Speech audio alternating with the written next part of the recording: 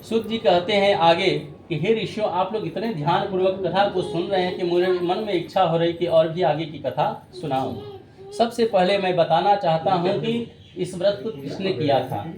सुंदर काशीपुरी नगर में एक शतानंद नाम के ब्राह्मण रहा करते थे और क्षुधा पिपासा से व्याकुल होकर पृथ्वी पर घूमकर भिक्षा मांग मांग कर अपना जीविकोपार्जन करते थे।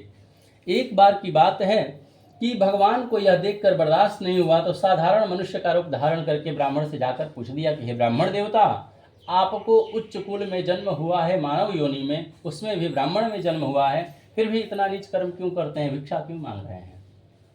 शतानंद ब्राह्मण ने कहा कि हे प्रभु, मेरे जीवन में इसके अतिरिक्त दूसरा कोई उपाय नहीं है और भिक्षा मांग मांग कर मैं अपना जीविकोपार्जन करता हूँ। यदि मेरे पास कोई दूसरा उपाय मिल जाए तो मैं वो भी करने के लिए तैयार हूँ। यदि आपके पास कोई उपाय हो तो हे प्रभु कृपा करके मुझे बताइए। भगवान ने कहा कि श्री सत्यनारायण भगवान का व्रत करो। पूरी विधि विधान बता दिया और फिर अंतर ध्यान हो गए। तब शतानंद ब्राह्मण ने मन में यह निश्चय किया कि आज से कल से जो भी भिक्षा में धन प्राप्त होगा उसी से मैं सत्यनारायण भगवान का व्रत करूंगा। ऐसा संकल्प करके घर गए तो रात भर चिंता में उनको नींद नहीं आई। करवट बदलते बदलते रात भर बीत गया। सुबह होगा और वो भिक्षा मांगने के लिए गए। यह संकल्प करके गए कि हमें आज जो धन प्राप्त होगा उसी से मैं सत्यनारायण भगवान का व्रत करूंगा। ऐसा संकल्प करने मात्र से भगवान की ऐसी कृपा हुई उस ब्राह्मण के ऊपर कि अन्य दिनों की अपेक्षाकृत अधिक धन की प्राप्ति हो गई और उसी दिन श्री सत्यनारायण भगवान की पूरी विधि विधान से तैयारी करके व्रत को संपन्न किए। आगे शौनक आदि 88,000 ऋषि मिल करके पूछते हैं कि हे प्रभु, क्या उस ब्राह्मण के बाद दूसरी बार किसी ने व्रत किया? उसका सिलसिला कैसे शुरू हुआ? यह भी हमारे मन में जानने की बहुत बड़ी जिज्ञासा है। तब शुद्ध जी ने कहा कि एक बार वही ब्राह्मण अपने धन ऐश्वर्य के अनुसार घर में बुला करके ब्राह्मण को सत्यनारायण भगवान का व्रत कर ही रहे थे कि एक लकड़ी बेचने वाला लकड़हारा उस रास्ते से गुजर रहा था।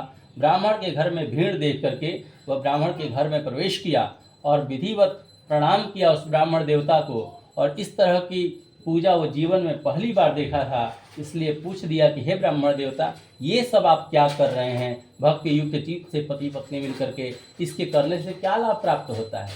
क्योंकि मनुष्य का यह स्वभाव है कि जब तक उसको लाभ समझ में नहीं आएगा तब तक वो कोई कार्य नहीं कर सकता।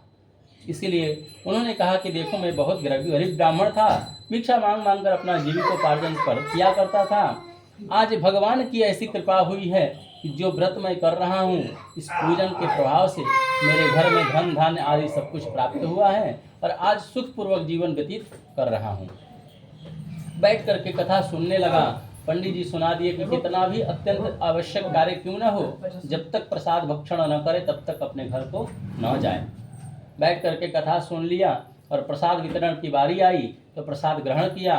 क्षुधा पिपासा से तृप्त हुआ और तब पंडित जी को प्रणाम करके अपने उस घर से बाहर निकल करके लकड़ियों के भार को अपने माथे पर रखकर ऐसे सुंदर नगर में चला गया जहाँ बड़े बड़े धनी लोग रहते थे, और उस सुंदर नगर में जा करके लकड़ियों को बेचा।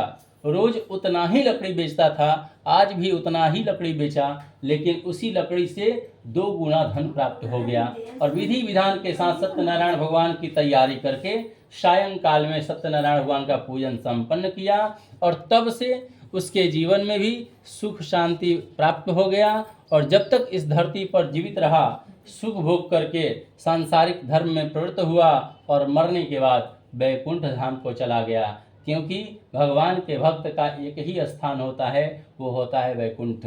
बोलिए वृंदावन बिहारी लाल की, श्री सत्यनारायण भगवान की।